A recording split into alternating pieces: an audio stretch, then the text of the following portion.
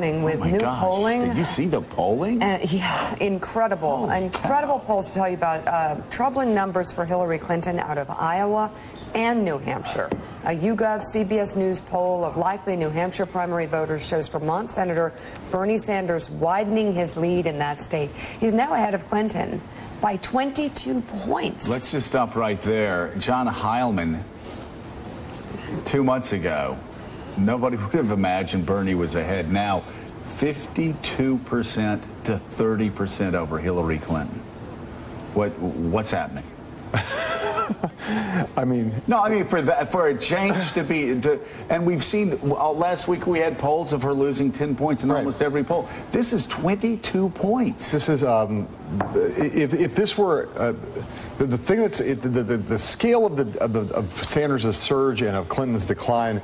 Every time we see a new poll, we're surprised by the numbers, right? This has been, though, now the most significant thing about it has been on this constant trajectory now for months. This is they're both traveling on straight lines. She's down and to the right, and he's up and to the right, and so you see each one, and you think, wow, God, it couldn't get worse than that. And then a week later or 2 weeks later, it's worse than that. 22 points in New Hampshire, and Willie, we now have two front runners in the two main states where everybody's campaigning that the establishment is saying can never win. Yeah. But Bernie Sanders winning by 22 points, and we're going to show you an Iowa poll that's equally impressive, and Trump winning in all of his polls. I mean, who are these experts that are I mean, I don't think they may not have it right.